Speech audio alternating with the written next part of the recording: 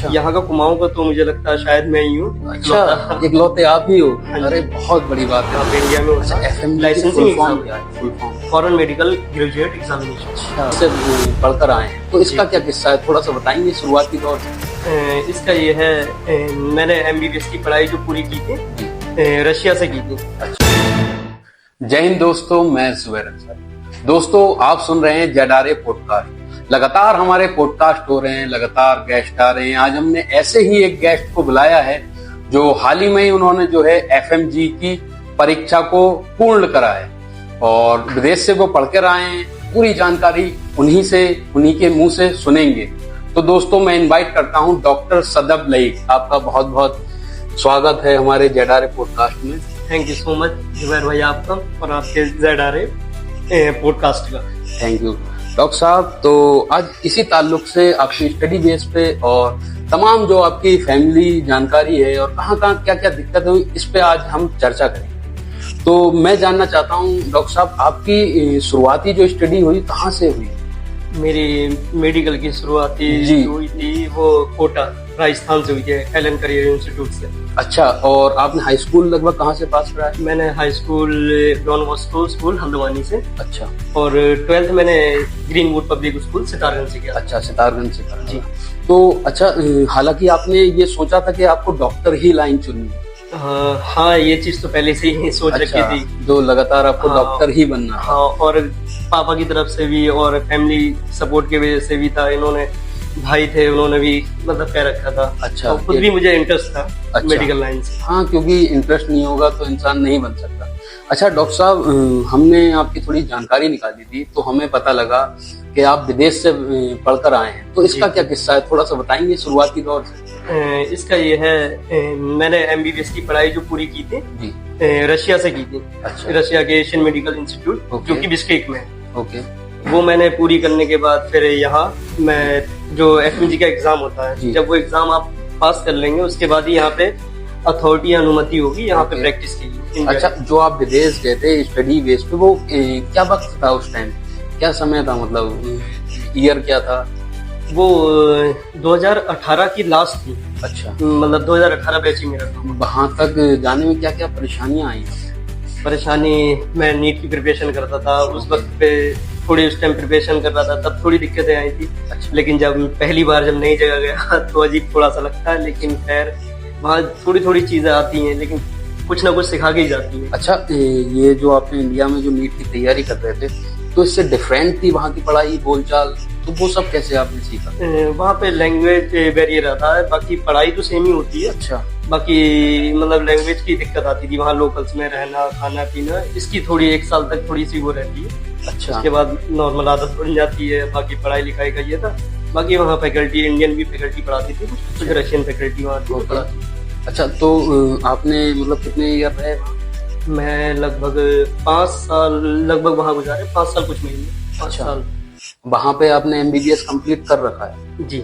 अच्छा, इंडिया में क्या कंडीशन रहती है और विदेश में क्या कंडीशन रहती है? विदेश का ये है, इंडिया से आप एमबीबीएस का कोर्स करते हैं तो उसमें तो आपको डायरेक्ट यहाँ पे इंटर्नशिप के लिए अलाउ कर देते हैं। ओके। और जो एफएमजी होते हैं जो बाहर से एमबीबीएस करके आते हैं, तो उन लोगों के लिए पहले अपनी एमबीबीएस की पूरी पढ़ाई करनी होती है, डिग्री लेके आना होती है।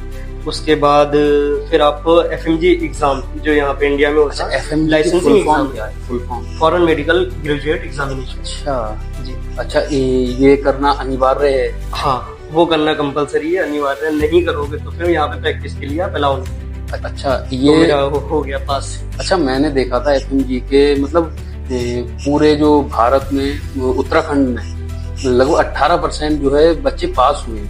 तो आपके जो कुमाऊं और गढ़वाल आता है, तो कुमाऊं में कितने और गढ़वाल में कितने पास हुए लगभग? मेरे आइडिया से मोस्टली स्टूडेंट तो गढ़वाल के ही हैं। अच्छा, यहाँ का कुमाऊं का तो मुझे लगता है शायद मैं ही हूँ। अच्छा, इकलौते आप ही हो। हाँ जी। अरे बहुत बड़ी बात है दोस्तों, आप देख सकते हैं। अच्छा, आपको दिक्कतें क्या क्या आई, मतलब किस तरीके से आपने पढ़ाई करी? क्योंकि मैं मानता हूँ एफएमजी का बहुत टफ एग्जाम होता है।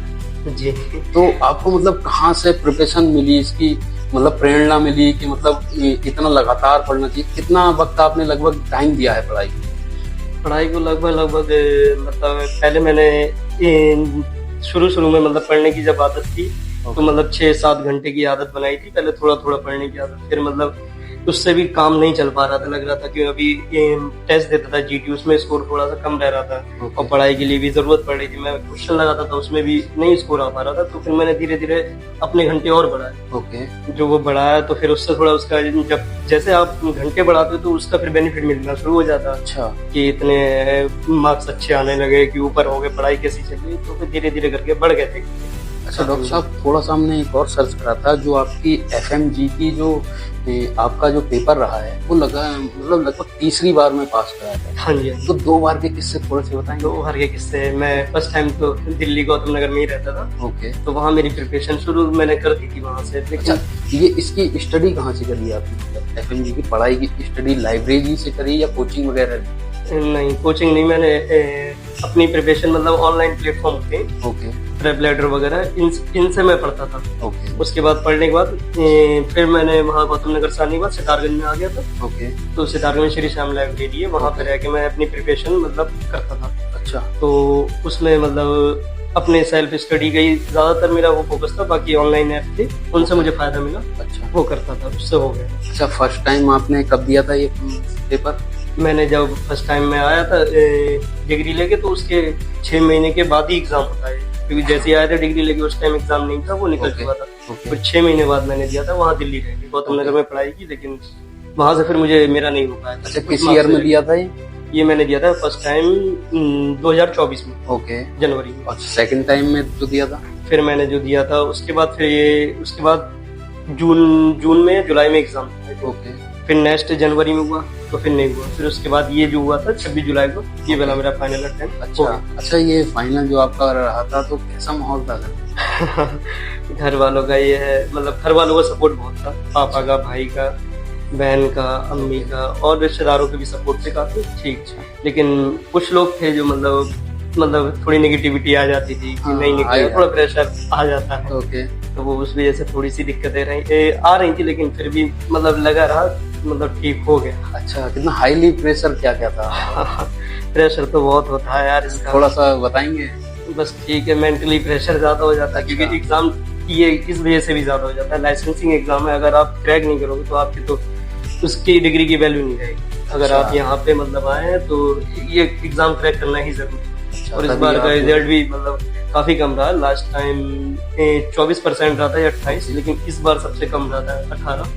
अच्छा, ठीक है, अब दम पे दम थोड़ा मतलब अब स्टैंडर्ड बढ़ता जा रहा है एग्जाम। हाँ, सही है, मतलब भी होता जा रहा है। अच्छा, ये सबसे टफ माना गया है अभी तक का, सबसे टफ जो एग्जाम ये रहा है। हाँ, ये अच्छा, ये बहुत बड़ी बात है। और हम तो बड़े खुश हैं कि हमारे सितारगंज में एक ऐसे व्यक्ति हैं जो उन्होंने जो है एफएमजी का जो हाईएस्ट टफ एग्जाम माना जाता है वो कंप्लीट करा है।